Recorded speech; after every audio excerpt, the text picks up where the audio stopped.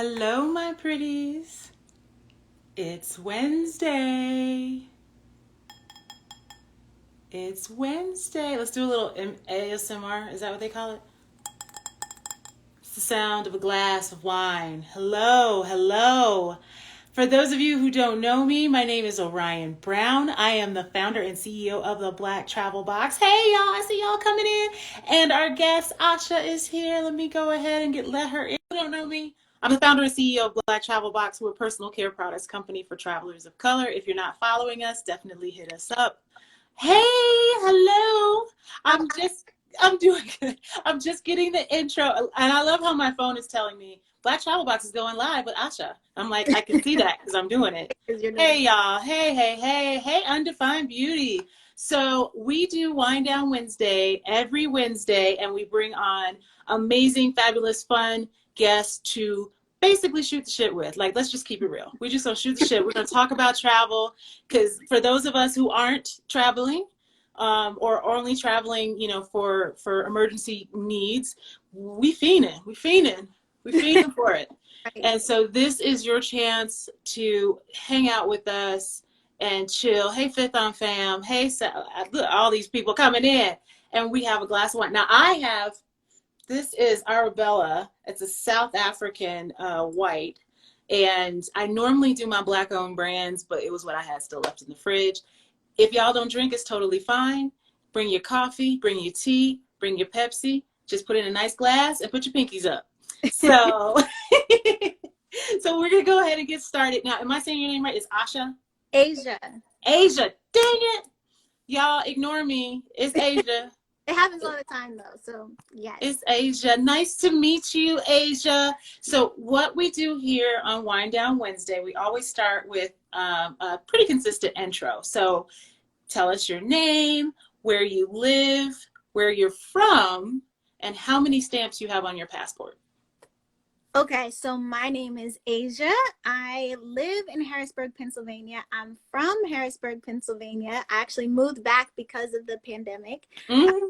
And I have 29 stamps on my passport. Ooh, get it. And where were you living prior to coming back home? So I was in Pittsburgh for school. I just graduated with my MBA last year, and then came back home. Before that, I was living in Houston, Texas. I love it. I love it. Black girls winning. Out here getting educated and stuff. I love it. I love it. So you got 27 stamps on your passport. Are these all through your adult life, or had you traveled as a kid as well? The only trip I had as a kid was to Cancun. And honestly, that was before you even needed real passports as a kid. I had this like fake laminated passport. Yeah, so that was like a long time ago. But most of the travel was in adulthood. Mm-hmm. That's awesome. So what gave you the travel bug? Like where did you start? So my family and I took a Mediterranean cruise after I graduated from undergrad. It was like a big like celebratory gift for my sister and I. She graduated with her master's the same year I graduated with my undergrad, and that was my first time in Europe.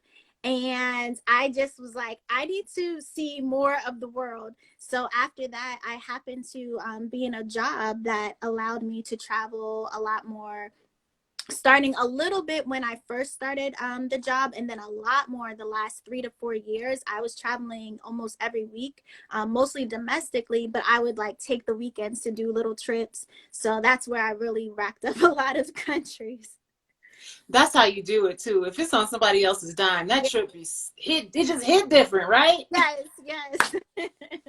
So what was the most, I would say, exotic place that your travels have taken you to?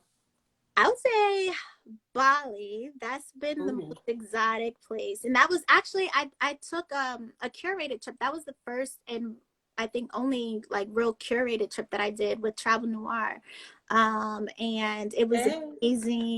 amazing experience, met amazing people. But yeah, I think that was the most exotic. I love Bali. I'm an eating fool. I'm an eating fool. Go places. Y'all, I ate noodles every day. every day. I was like, does that come with noodles? Can I get some noodles? I had noodles for breakfast one day, and I was like, you know what? It's vacation. Yeah, And I feel like, like I have coconut rice. I don't remember having noodles, but we had a lot of coconut rice. ooh, that was good too. Yeah. I was seeking out the noodles though. I think the first plate of noodles that hit me, I was like, yep, we doing that all the time. Like ramen ain't got nothing on this. But the coconut rice, I would say, is a close second. If you want a carb load in Yeah. Bali, Indonesia, y'all, get with that rice. That rice is gorgeous. And it's similar to the Caribbean, like rice and peas where you have a little bit of coconut, but it's decidedly Indonesian. I even noodles too. I'm looking at the comments like Yes. You're like noodles, noodles, noodles. I love it. I love it. What was like your most memorable? Because like typically when I go on trips and they're like these places that are very new and very exotic to me, it's almost hard to savor every moment. yeah. Like you feel it while you're there, but then when you try to go back and go over, it's like I gotta look through my photos to know what all we did. But like what was a really big standout moment for you there that's like you're gonna be telling the story to your grandkids? I would say, well, first off, the way that I felt while I was there, I felt like everybody was so welcoming and it was genuine. It wasn't like fake, oh, this is a tourist area, like we have to be nice. It really felt genuine. So I definitely like left with an impression of how I felt. But I think the story I would tell was we did a surfing excursion and I amazingly pretty good at it. I didn't know how it was going to turn out, but I was like pretty good. And then I tried to do it again somewhere else and like face planted the whole time. But like that just trying something new and like going through the motions of learning how to surf and then actually doing it and being able to stand up for a couple seconds. That's Like, that's impressive. cool. That core strength is like I don't even. And I'm like if I want to work out on a trip, then I will try surfing. But It's so much and your body hurts so much after the fact and you don't even realize it when you try to like swim out there and get up and yeah. I'm like the way my booty's set up, I don't think I should be doing that anytime soon. Maybe next year, Jesus. Maybe next year. I love that. We spent some time in Ubud, which is for folks who haven't been there. It's like sort of the jungle area. It's not like the beachy, hotels and all of that. And so it's definitely the spot that you want to go when you have like a yoga retreat. Mm-hmm. And we went to Monkey Forest, and I was like, that's such a cute name. Like they probably got like a few monkeys here or there. Girl. Son. Those monkeys will be all up in your face, on your back, taking your food. It's like the PJs. I was like, what? How all these Negro monkeys, and I say that with all due respect, how all these monkeys, they living up in high-rise trees is packed, just packed and stacked.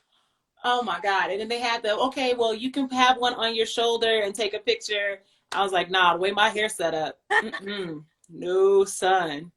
I'll be pulling monkey parts out for days. Not when he leaving here, a toenail? But it was really cool to see them. One, see how I don't want to say human-like they can be, but they do have like really higher order behavior. Mm-hmm. And so they'll be sitting there and they'll be looking at you like, I'm giving you the sad face. Oh yeah, go ahead, give me some food. Or yeah. I saw a mom monkey. She was nursing. And, she had the saggy titties and she's just nursing it. And she's just like this. And I'm like, that's basically every nursing mother I've ever seen. I can't believe this. This is great. Yes, whole personalities. Definitely. You can tell you're in their territory. Like you entered their world and they help you remind. You a visitor. You a visitor. Don't forget. Yeah, for sure. I love that. And so you mentioned the adventure aspect. I did not do any of the swings because I was scared. I was like, okay.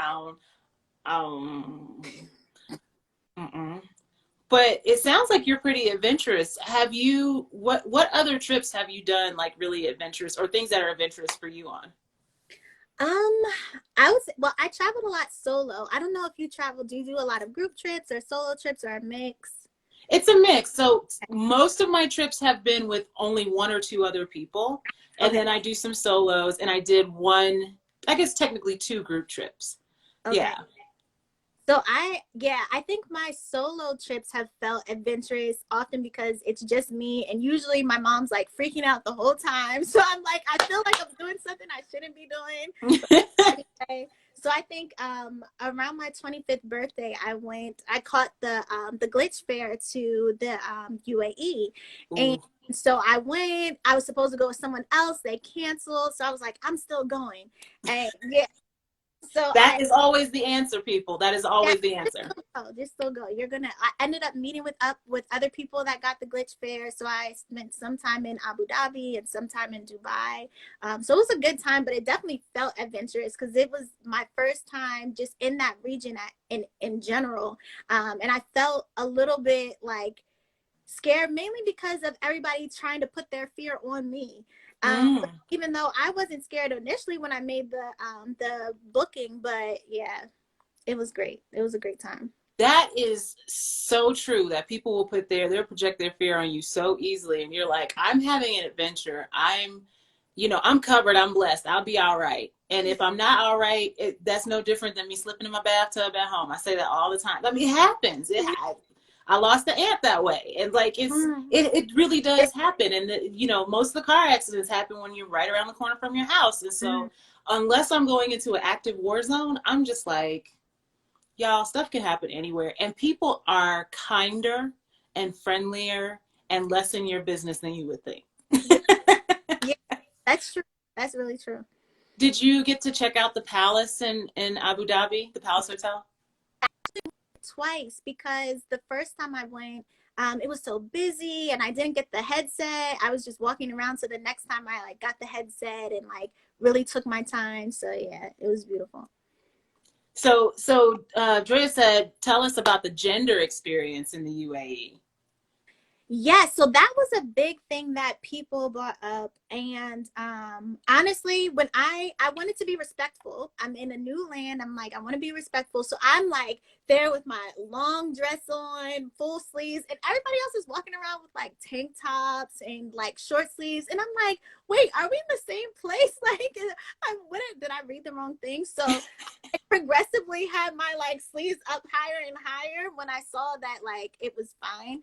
But I didn't experience anything. When I do solo travel, I try to keep it like pretty safe in terms of like I don't really go out to nightclubs or anything like that or do anything like kind of risky, I guess, when I'm by myself. But I didn't have any bad experiences. I actually had the opposite of people treating me really well while I was out there, from everybody that I interfaced with at the hotel, and then anytime that I was just out and about walking around, I didn't have any issues. I had a similar experience. The first time I went to Dubai was about 9 years ago, 10 years ago. Oh God, 11 years ago. I forgot. We've already, 2020 was 10 years by itself and I had to carry the one. Yeah. But anyway, and I had that same thing where I was like, let me bring all of or buy a bunch of summer clothes that are like really airy and light, but long sleeve and cover up. And then I got there and I was like, is this heifer in a tank top? Like, and the reason why, for those of you who haven't been there, it's like 95% expat. So, and that's including the workers, the service workers and stuff. So the 5% that are native to that area that really built up Dubai have their own like compounds, and they dress. But baby, I thought I knew something about some Muslim dressing. I was like, oh, they got to cover them all up. I saw so many shops in the mall with $10,000 like burkas, and just like it was crazy. Swarovski crystals. These women did not come to play. Their bags were always on point. It was crazy, and I was like, I don't mind covering up here. If somebody want to buy me a $15,000 outfit and some cute shoes. But yeah, it was definitely like a shock to see the expats were just like, yeah, whatever. And they kind of let them do it. They're like, you can be here. It's like Vegas to me. It's like Vegas, and then they just kind of keep their own stuff. To the only thing that I found different was going to the grocery store and seeing that there's like a walk-in freezer. If any of you ever been to Costco, they have that walk-in refrigerated area that you go to. They had walk-in freezer for all the pork products, so it was separated. Like, you know, they separate the meats. But so other than Okay. it being halal, I've actually gone during Ramadan, and that was the only difference was like restaurants were just really conscious of the fact that people were fasting. But other than that, it's really cool. Abu Dhabi seemed to me to be more conservative. Did you get that feel? It felt definitely more calm, family oriented, but still pretty flashy, still pretty relaxed. Like Girl, yeah, they got that oil money. They got to flash something. yeah, yeah, it was real flashy actually. And you mentioned the malls. I never saw people get driven around in the mall. Like it was the craziest thing. So yes, it's definitely a shopping city. They spend some money. Did you get a chance to check out Burj Khalifa or oh, are you still there? I think Yeah, we you have a froze for a second for me. Oh, yeah, we're you're having back. a little bit of freezing. But did you get to check out Burj Khalifa? Yes, yes, I did. I got to go. I didn't go all the way up to the top. I went to whatever floor was like the first stop because I guess they didn't have any more tickets or something like that. So we went to whatever that first stop is. Oh, so when I went the second time I didn't even try to go up to the Burj Khalifa, but the first time I went, we were supposed to go, and they were like, "Oh, it's under construction," but it sounded like real shady. Like it was like, I think somebody probably bought out the building for the day or something Can you? crazy like that. But it's so tall that like it almost feels like you can't see the top, and I don't know if I ever would want to go that high up over a desert. Like I feel like I might have a heart attack and die. I'm like, I'm a chicken. Like, I won't jump out of planes or none of Like that. I was good with how far we went up. I think it was maybe to the 15th. Okay, And it's I beautiful haven't from done it yet, there. but I will do that. Well, I'm gonna leave that to you. I'm gonna leave that all for you. But I know it's gorgeous, and the mall has like that beautiful fountain. So they basically have for those who haven't been, it's like the Bellagio fountain, right? But it's bigger, and they do bigger shows with it, and they do it like every Yeah. half hour or something crazy. It's spectacular. I've never seen anything with that level of detail and like excellence done. I was like, Yeah. man, this is Vegas. The only thing that made me sad was they had like a TGI Fridays at the mall, and I was like, really? That's what we're doing? We don't need no TGI Fridays in Dubai. Like, we need to bring this up just a little bit. Like Ruby Tuesday, maybe, you know. But I'm looking for Roof Chris. Really, that's where I'm Yeah, Ruby's, at. yeah. So you say you do a lot. You've done a lot of solo travels. What would you? So the question of safety came up, right? And like this idea. I mean, girl, it's shady enough to go to the clubs here by yourself sometimes. But where have been some places that you've gone that you were like, I can really kind of let my hair down here. I feel very, very comfortable. I went to the Canary Islands and I was super comfortable there. I felt like I lived there. And I was only there for about under a week, and I went kind of on a workation kind of, so it wasn't a total vacation, but yeah, I felt comfortable. I was shopping. I was like I would stay out pretty late for my solo travel there because it was just so long. So that was a place that I felt like okay, I relax a little bit. And like, what was like a typical day there while you were on vacation? Like, were you doing like exploring? Were you laying out at the beach? Like, what was the experience? I was doing a mix. I would do like yoga on the beach, and then I would have myself breakfast, and I was staying at an Airbnb, so I would like chat with the host, and we would like have breakfast and coffee and a co-working place and work for a few hours, and then leave, go to the beach, have lunch, and just chill and work from a cafe out there because Wi-Fi was really accessible out there. And Mhm. then just continue my day. A lot of times I spent a lot of time at the beach, spent a lot of time walking around and trying to explore more of the island. But yeah. Very cool. And that sound relaxing just hearing it. I'm like, let's work for a few hours. Yeah, I'm like, I'm ready to go back. Yes. Oh, that's awesome. I'll definitely have to put that on my list. You said a word with that Wi-Fi piece, because I feel like you can go to the most far-reaching countries, and if they have good Wi-Fi, you won't get lost. Like, you just have all your stuff there. Yeah. It's the best. I think I was in Amsterdam, and like all the cafes had Wi-Fi, but like between the cafes they didn't have like citywide. And so I'd be like, pan and cooking Wi-Fi, pan and cooking Wi-Fi. Let me eat something sweet and pop on the Wi-Fi. And I just, was able to find, because that place is a maze. And even in Croatia, like going from coffee shop to update the map and make sure we're in the right space. Yeah. But I love places that have that Wi-Fi available, not so that you can be connected. Because I always lie. I lie. So here's a tip. This is a pro tip, y'all.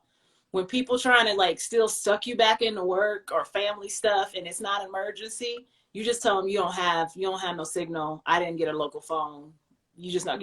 I'll check my email at the hotel once every evening, and then you have your Wi-Fi. Just don't let them know, and never turn your text off too. I messed around and let the text come through and didn't realize.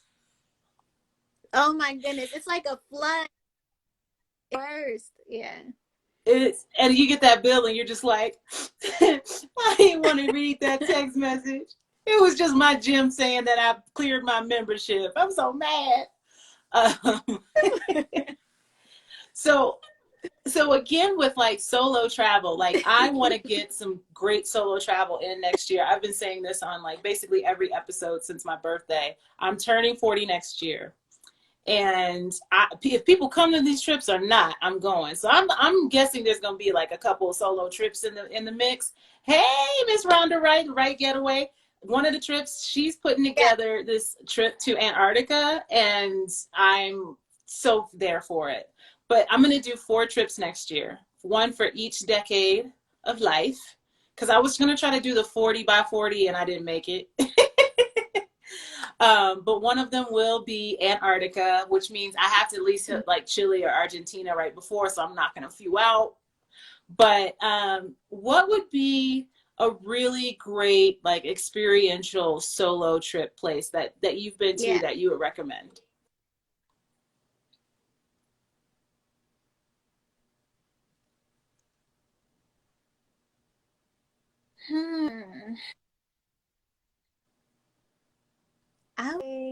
Well, other than the Canary Islands, I enjoyed Lisbon.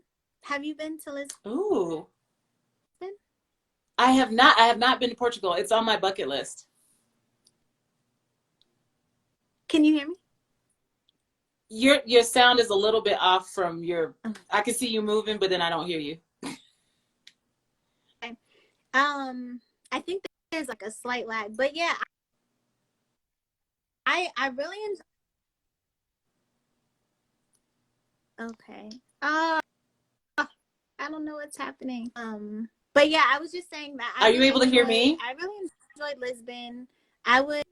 It depends. Honestly, it depends on what you're looking for. I like when I do solo trips. Usually, like some. Oh, girl, that was like 10 seconds after I said it. It's all good. It's all good. You know what? Do you want to, because I think my Wi-Fi is full. Do you have full bars right now?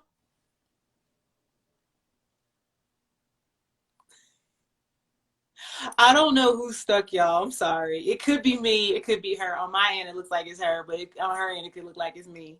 But Lisbon, Portugal is definitely going on the list. We'll have to see if I do that in like spring or something. Oh hey, are you hearing me now?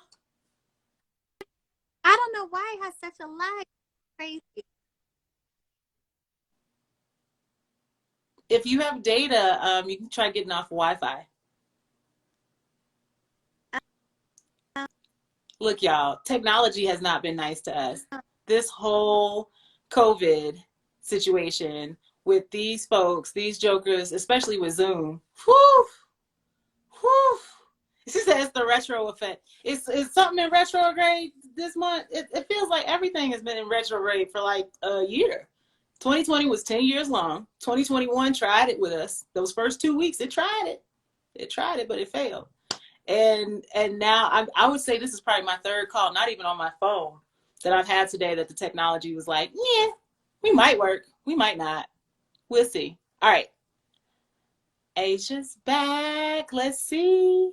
Because I really want to hear these details on Lisbon. I think she's still getting set up and coming in. But yeah, I have so many places on my list. So for those of y'all who are watching, put in the comments the place that you would suggest that I travel to too. Because I've got a whole list and I need people to just positively reinforce the fact that I just need to be everywhere next year. Well, what else is on your list? Hey, you're back. Antarctica. That's like one place I would like to go as well. Hook up with the right getaway because she is setting the trip up. I'm really excited about that. I wanted to hit New Zealand so I could say I got all my continents, right? Because I haven't done Oceania. And Australia seems kind of boring, but New Zealand, it got all the cool animals.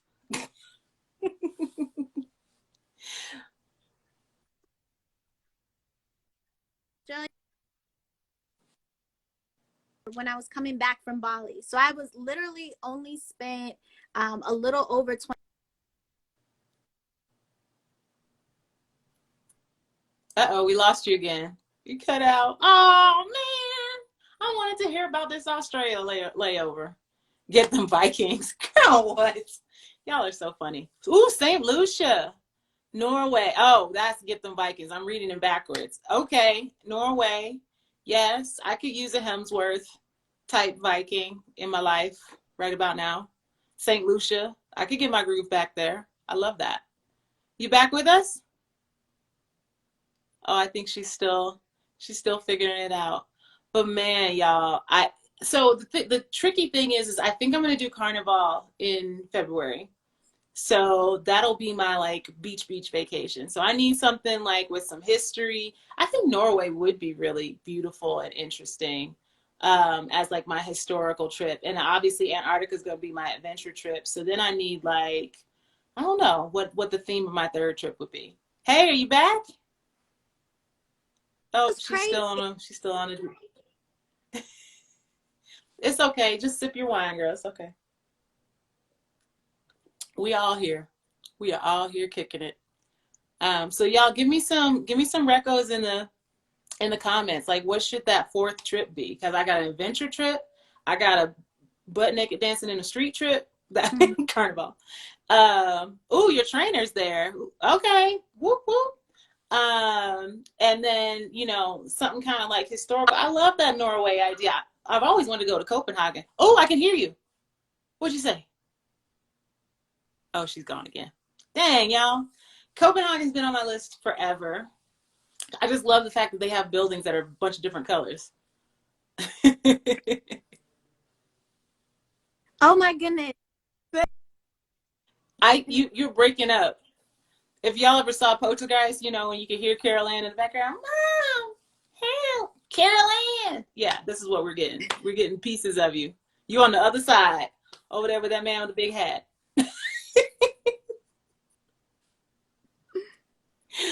Oh my goodness. Oh my goodness. I'm sorry that it's not coming through well because I could just sit here and talk for days. So but if you can get hooked up, either switch to Wi-Fi or switch from Wi-Fi to data, that might help.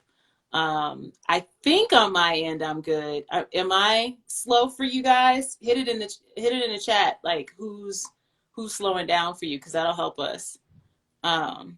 And don't go nowhere because we're going to get it figured out. And I still have a whole glass to finish, so. I'm not seeing anything in the chat, so maybe I'm the slowdown. Let me see what I can do, y'all.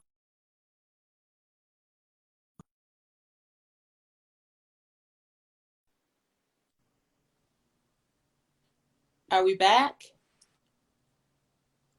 That didn't help. Can you hear me? I can hear you. I can hear you. Oh, okay. Your video's gone, but I just turned off my data and went into airplane mode and left it with Wi-Fi. So, but I think it might be on your end. Um, but since we can still talk. We can't see you, but we can still talk. I think we're hearing. I think I'm hearing Okay. you real time. Yeah. Okay. If you can hear me now, yes. Yes. Okay. Yes. Okay. Cool. So, oh, I'm gonna sneeze. Okay. You were telling me about Lisbon, though. Oh, hey. You're sideways now.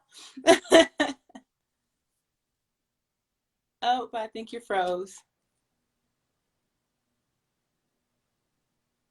Hey, girl. Hey. Look, y'all. Technology is not trying to let us be great. You know what we And I'm say to back. that? We just keep it moving. We just keep it pushing.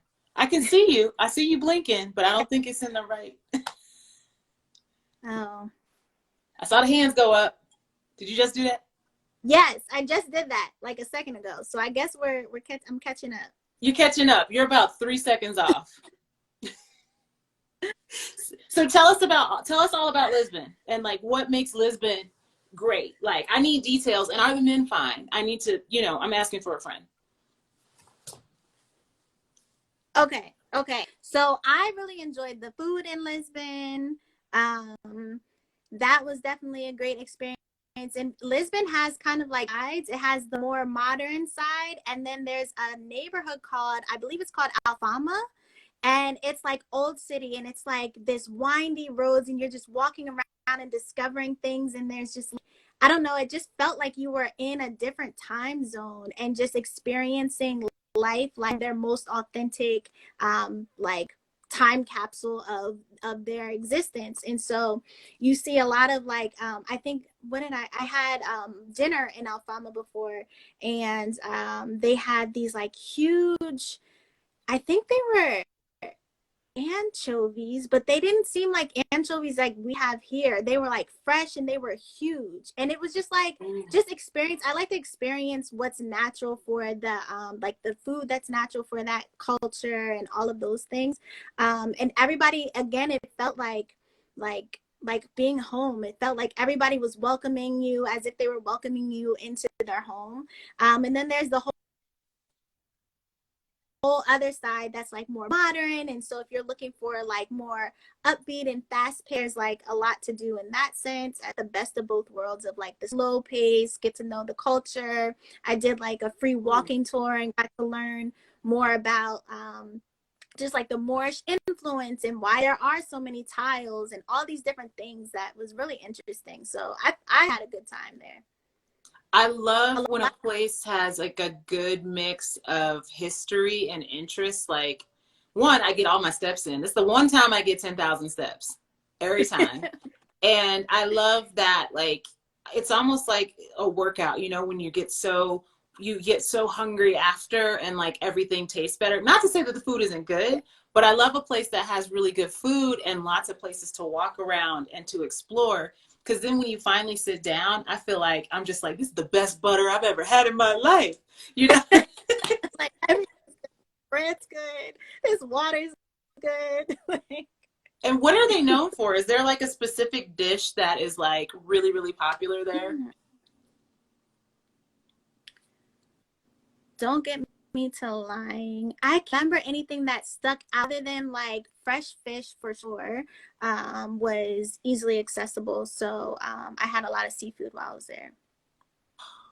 I love seafood countries. What's your favorite seafood countries that you've been to?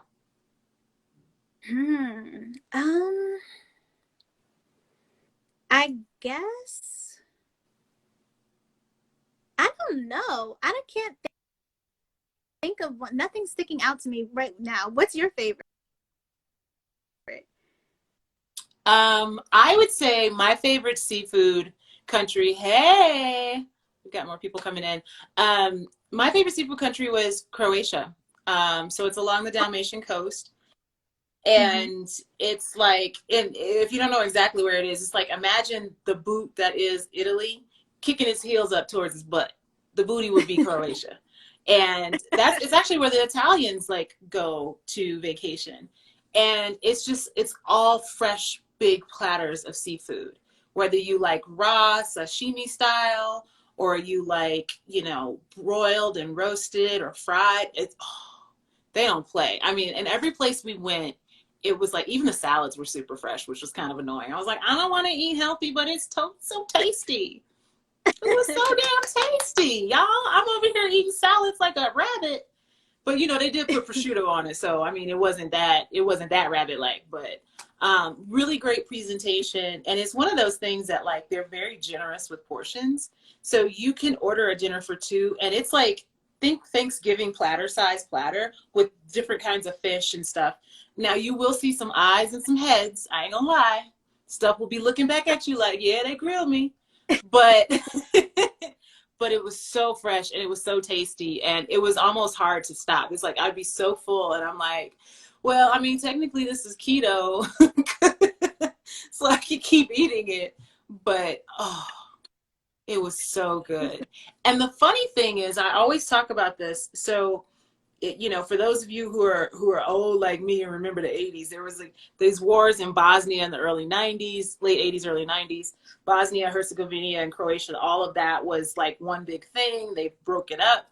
They did Bosnia so bogus. Bosnia, like Croatia, took all the beachfront property, which is basically all the tourism money, and then they gave them a little strip from the water into inland, and it's over the mountains. So we drive over the mountains and go into Bosnia, and Bosnia is like the exact opposite. There's like no seafood on any menu, and it's all like, what's the Bible call it? Cloven animals. It's like all the animals with hoofs. Everything if it had a hoof, they made a sausage out of it, and it was just like, I mean, but again, massive platters, super inexpensive, of different sausages and cuts of meat that had been roasted, and the meat sweats. If you ever in your life had the meat sweats, Bosnia is the place. You will get them, and you will get them good. But yeah, Croatia, I have to say, was the best seafood. I didn't even eat that much sushi when I was in Japan. I went all for the Kobe beef. So I need to go back and get my sushi on. But yeah, I love that. I love that. Now, when you went to Croatia, did you do any like yacht activity? Usually I hear about Yacht Week when I hear about Croatia. So I didn't do the Yacht Week thing. I feel like even before COVID, I'm like, I'm not trying to be in a space with that many people. Like, I don't love being in crowded spaces. However, I think it was late August, early September. So it was beautiful weather. So people were on yachts. It just wasn't massive. And like, we went to Hvar, which is both an island and a city on the island, which I think is a little redundant, but whatever. And Hvar was beautiful. It has this great little sort of U-shaped port that you can basically pull up your yacht to, and your boat, depending on the size of it. And I will say it was primarily older white males, probably American, smoking cigars and searching for young chicks that, as they go by. But we I will say it was a very interesting experience, because if it's U-shaped, you can imagine one side is like the really bourgeoisie kind of like, you see and be seen, people are like wearing $500 hoop earrings kind of thing, right? And, a lot of flashing lights. And then on the other side, you can tell it's like all the European college students that are broke. So it's like all the broke bars and like $2 drinks kind of thing. And right around the way, they have a spot called Hula Hula. If you guys ever go to Croatia, go to Hula Hula on Hvar.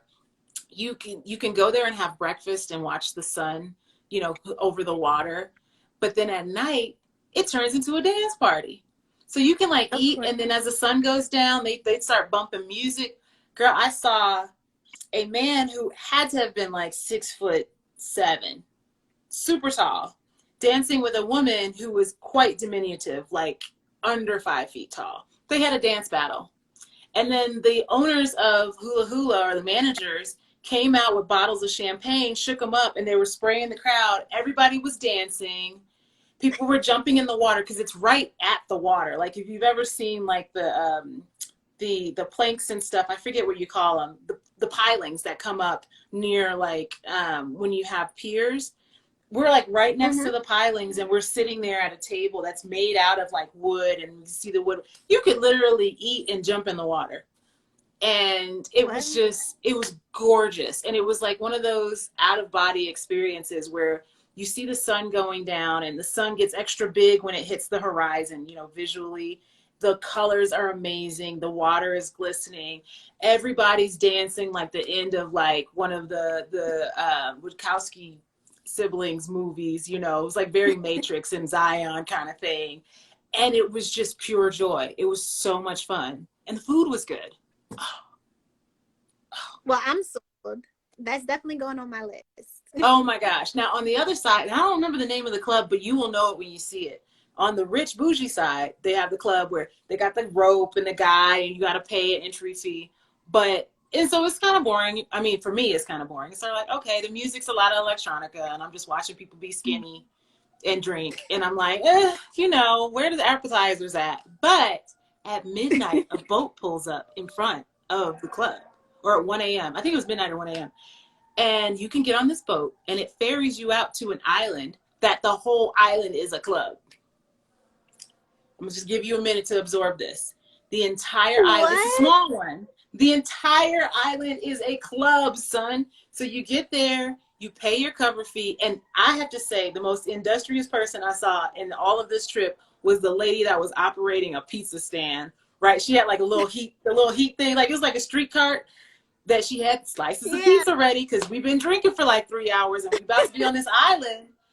And then you get into it, you see the trees, and you're walking around a path, and the next thing you know, it's dance floors. I think there was like 3 or 4 dance floors, multiple DJs, lights hooked up in the trees, big old stair, and so it was blasting. That whole island, when you're coming up to it, it looked like the Trolls movie. It was everything splashing, glittery.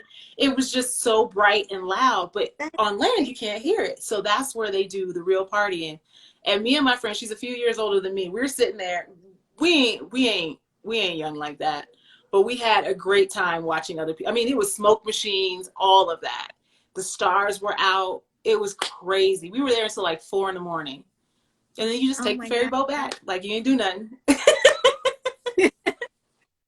So that's the best part. I would say, you know, get to the club at like 11:30 and just be ready to hop on the club island boat. Yeah, I don't know what the name of the whole club island is, but I'll have to look it up. I'll put it in the notes. I'll put it in the notes when we post this to IGTV, because it's no joke. But it's literally right in that U shape. It's the biggest club. It's the best known one right there, and everybody is skinny in mini skirts. Like everybody's like, I'm 7'12". You know, this Croatian models and that kind of stuff. So I know we've been on for a bit. I know we've had a little bit of trouble with our sound and everything, but I want to make sure that people know, you know, like a little bit more about you. So like you mentioned that your job has taken you a lot of places. Like what's your day job, and how can we get that job so we can travel? Well, I no longer have that job. So I was basically an internal consultant. I worked within a chemical company. And so my background's in engineering, and I was working with different plants within the North American zone. So when I went to, I kind of like left that career and pivoted. So now I actually work for myself. I'm a fellow entrepreneur. Love it. Yes. So my company's called Cheer Notes. We're a marketplace for inclusive greeting cards, and that's what I'm doing. So Hallmark with their little ebony collection, which is cute. They don't have nothing on Cheer Notes. Like what's the deal with Cheer Notes? Like, are you the writer? Do you hire writers? Are you hiring illustrators? Like, how does that work? And how we know how black is it? Like, how black is this? Yes, so I do a mix of things actually. I actually buy from different Black designers and other diverse designers. So I'll wholesale from them. We also make our own cards, and the way that we do designing is we kind of expand the idea of diversity, because I found was that there was definitely a lot of representation missing. There's also a lot of messaging missing and experiences and just moments that weren't captured. So you can find cards that celebrate sobriety. We just launched a line that is specifically designed for people within the incarceration community. So like all these different aspects of That's just life amazing. that not really recognized in the greeting card aisle. So I don't mean to laugh, but because I've never seen it, like, what is a greeting card for somebody that just got out of jail? Like, is it like, yo, you out, son? You know, like So what? most of them actually, they're not even so the ones that we have, they're not even geared towards just got out. Mostly geared towards like that communication while people are still in the institution. So Mm. there's inside jokes of the experience of going to visit, like very expensive vending machines, or everybody's waiting for the microwave, or all these things that are happening that you would know if you're like within that community. So, or things like the message that is about to cut you off on your phone call, and like what you're typically hearing, and you can't wait to not hear that again. Like those type of like inside jokes are what she kind of designs for. I absolutely love that because well, one, I'm against the industrial prison complex in its entirety. Like, it's barbaric and it's slavery. But given people are there and we haven't dismantled it yet, I love that there's a way to connect people to the outside world, and that we can recognize elements of what their daily life is like. Because I think a big part of what makes it so hard of people reintegrating into society is that we just don't understand. Like, the folks that are outside just really don't get what they've been through. They really don't, just can't even relate. To sit down and eat a meal with somebody who just got out, you might be looking at them strange because they've got a whole society around them in that particular space that operates differently. And so I Exactly. love, just like, people want to be seen, and I really, really love that.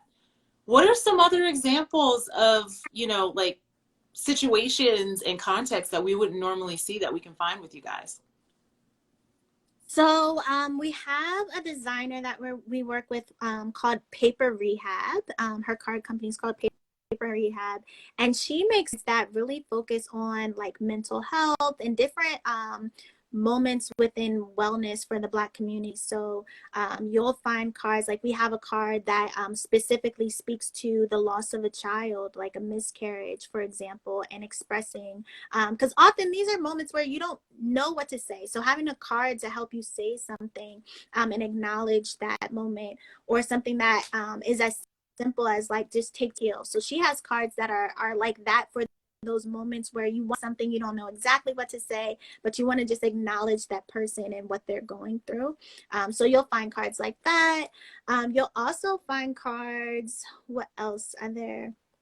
Like atypical moments. I think the other cards that we have are trying to just like uniquely speak to different communities. So it could be that are in Spanish, that are still celebrating birthdays, but doing it in Spanish, and finding like different ways to relate in that way. So we're just really focused on trying to create in a way that helps people see themselves, like you said, and feel like that was something that they would want to receive or want to give. I love that. I love that. So I think the next card that you guys should make should be for that cool auntie that travels a lot and Yes, always bring, yes. and she always got that cash. She like, I'm unattached, I don't have no kids, and she coming back from Hawaii, she coming back from, yeah, I think we need one of those cards. So when's the Yes. next trip, auntie, and when you taking me? So let everybody Yes. know how we can find you. I definitely want to check these cards. I am fascinated by these, the prison, like the incarceration cards. Like, I would just buy those up to send to people, Yeah. just to. I mean, people I don't even know. I think that's just such a wonderful thing. Yes, yes. So you can find us at sharenotes.com. I can actually type it in here as well. And our Instagram is at sharenotes. So yes, come join the journey. We're only a little over a year old, so it's very new. But yes. Well, awesome, awesome. This was so much fun. Thank you for sharing cheer notes. I'll make sure that we also put it in the show notes for IGTV. Oh my God, Miss Asia, it has been super fun. I'm sorry that the internet didn't want us to be great, but we're great anyway, all by ourselves because we have Black Girl Magic. Thank you for sharing your stories. Thank you for sharing your tips. I've been taking mental post-it notes. Hopefully, I grab enough that I can put in the notes in the caption for everybody else. But and thank everybody, all you guys that hung in here, because there was a bunch of y'all in here while we were all like, frozen and not talking right and all of that stuff. So I really appreciate you. Hopefully, this Wind Down Wednesday gave you a moment of. That you could just have a little fun and be a part of a conversation and talk about and think about the excitement of having a travel booked. So hopefully this also maybe inspired you to book something for later in the year or next year. It doesn't matter if it's 6 days, 6 months, or a year away. There is nothing like that feeling of when you hit book, you hit enter, and you like, that money came out that account now. We going. Yeah. Yeah. This is it. So hopefully that helped break up your week. I had so much fun. Thank you all for joining us. We're going to call it, but have a great, great evening, everyone. And thank you for having me. See you on the next. Yes.